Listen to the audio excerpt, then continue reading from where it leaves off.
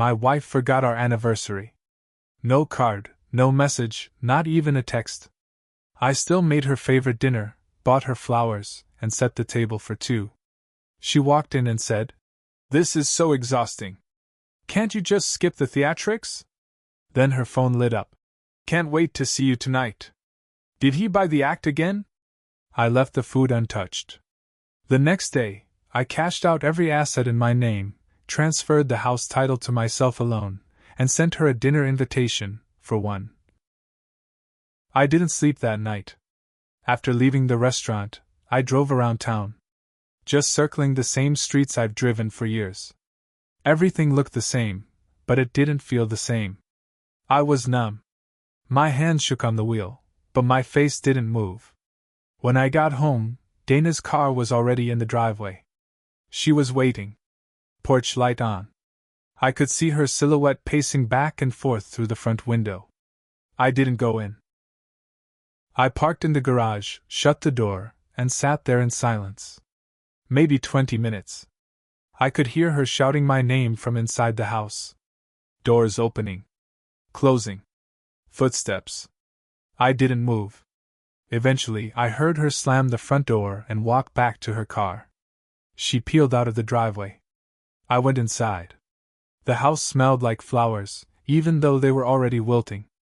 The salmon was still on the table, cold and dry. I didn't throw it out. I left it there.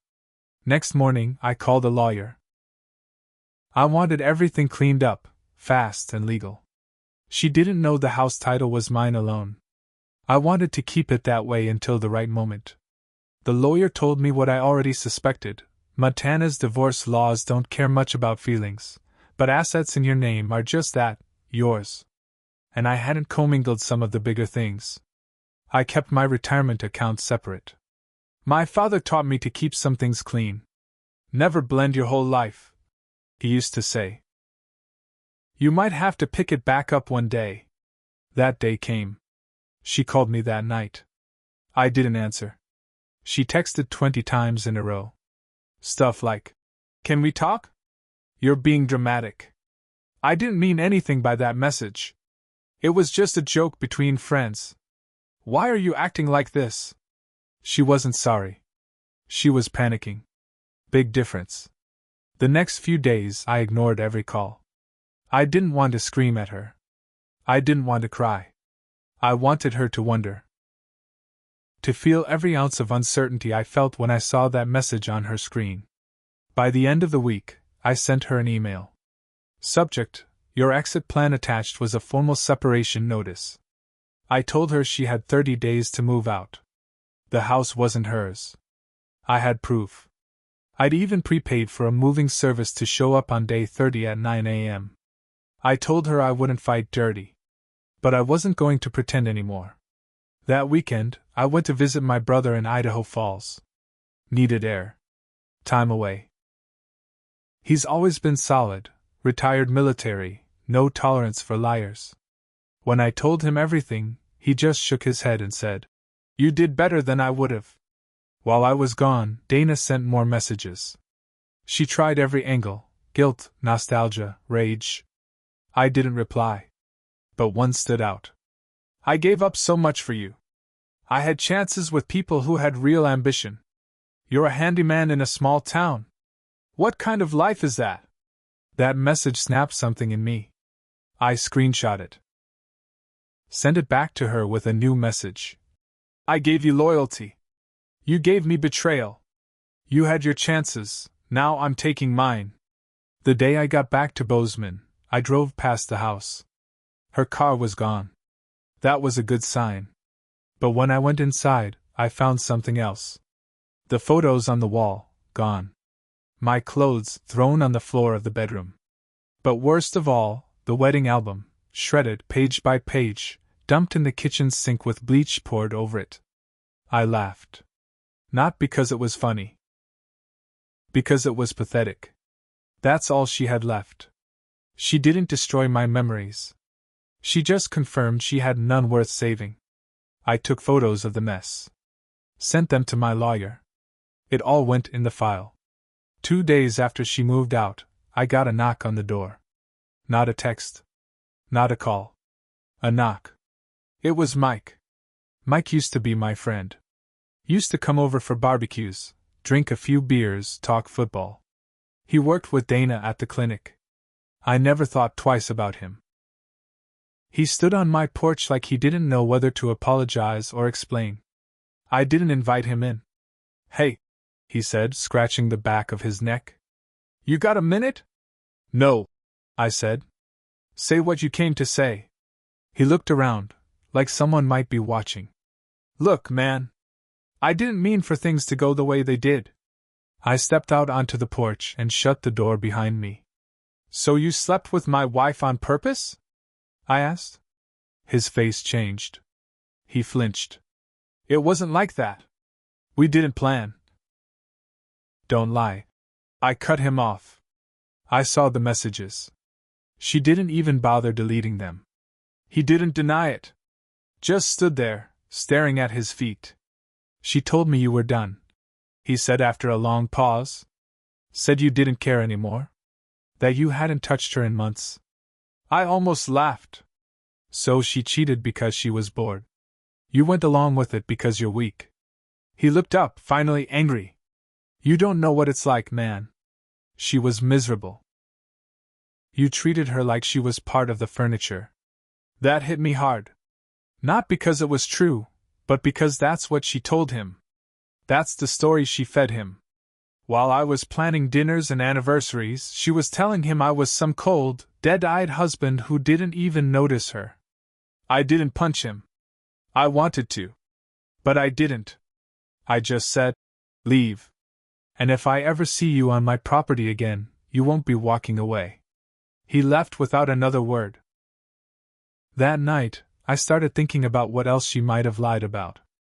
I started pulling up bills, accounts, emails. I found something odd. 2 credit cards I didn't know about.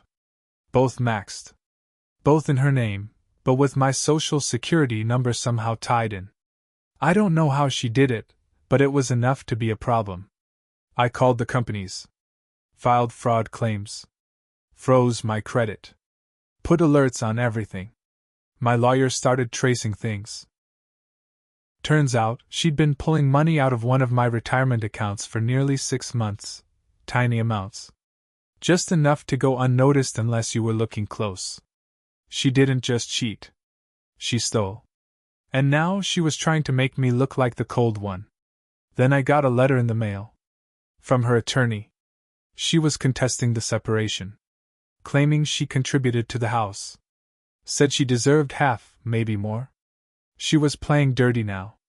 But she didn't know one thing. I'd kept everything. Receipts.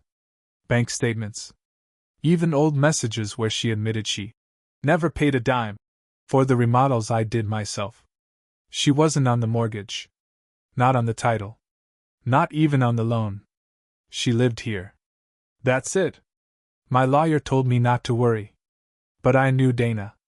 She was unraveling. I started hearing things around town. That she was staying with a friend in Belgrade. That Mike got fired from the clinic.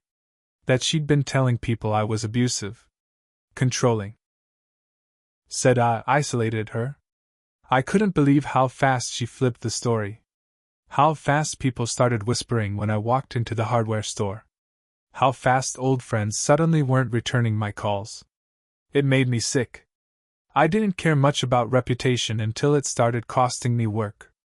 A couple weeks after her lies started spreading, I lost 2 big remodel jobs.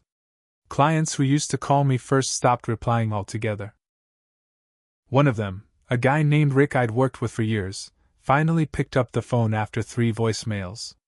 He said, "Look, man. I don't want to get in the middle of something. My wife heard things. She's spooked. You understand." I didn't say anything for a while. Just let the silence sit there. He added, "Maybe lay low for a bit. Let things cool off." I hung up. That night I sat on the edge of my bed, staring at my phone. Everything I'd built, my name, my business, my life. It was all getting swallowed by a story Dana was telling. One that wasn't true. So I made a choice.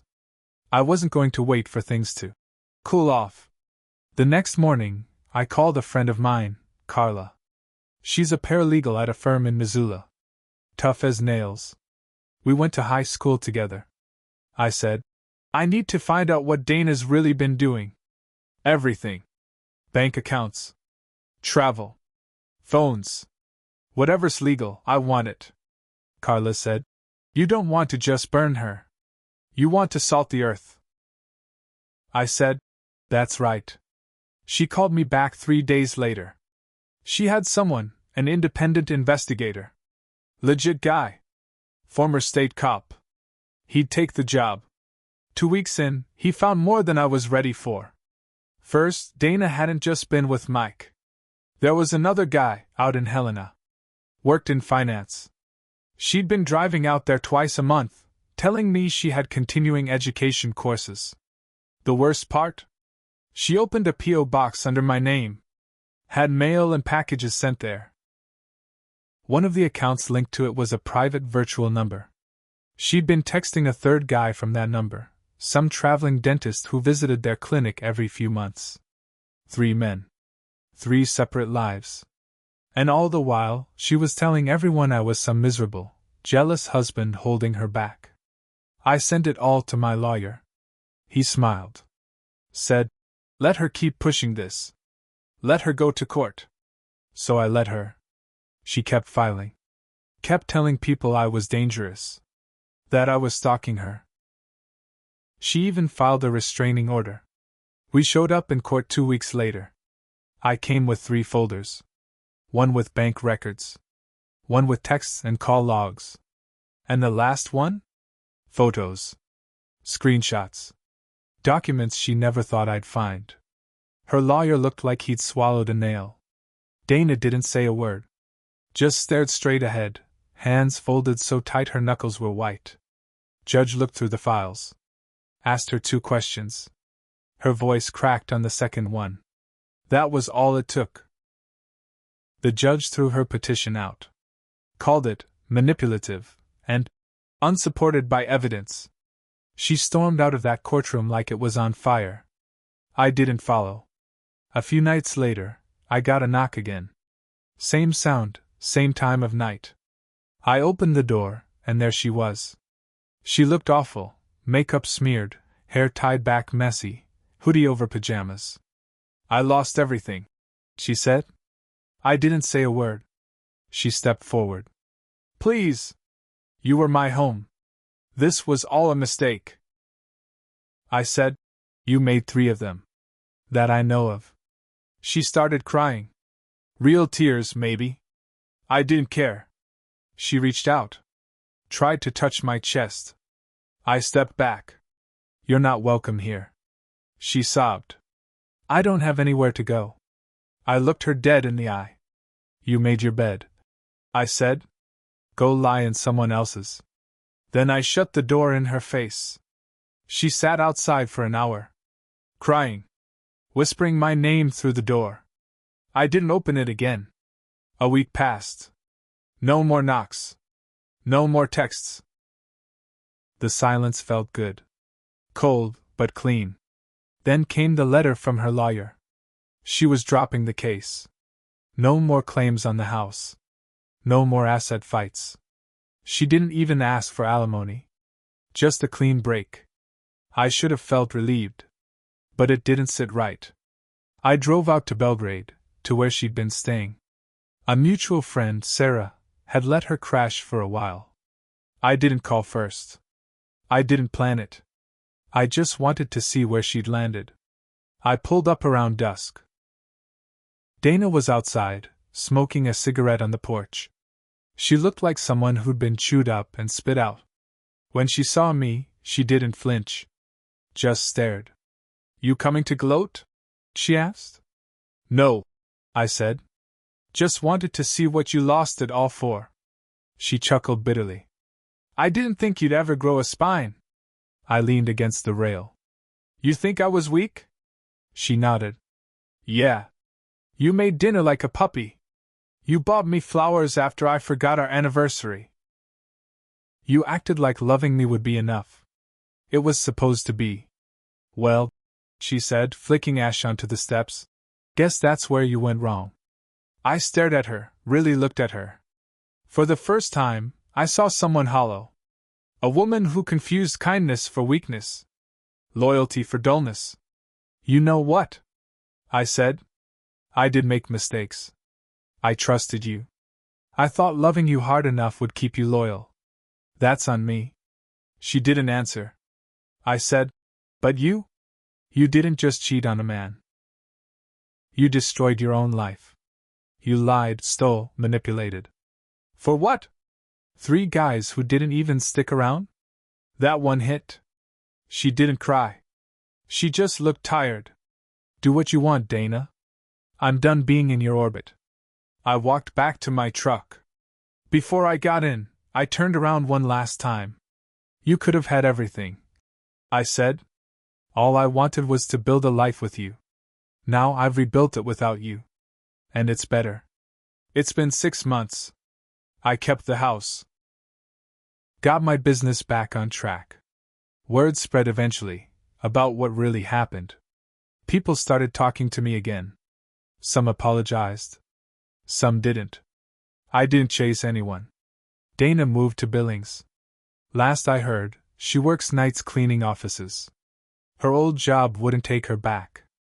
Neither would Mike. Or the other 2. I got a letter from her last month. Handwritten.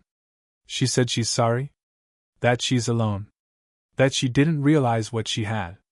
I didn't write back. I put the letter in the same box where I keep the shredded wedding photos. A reminder. Sometimes, the person you trust the most isn't who you think they are. And sometimes, revenge doesn't look like fire and screaming. Sometimes, it looks like silence. Success. And moving on while they drown in the mess they made. Alone.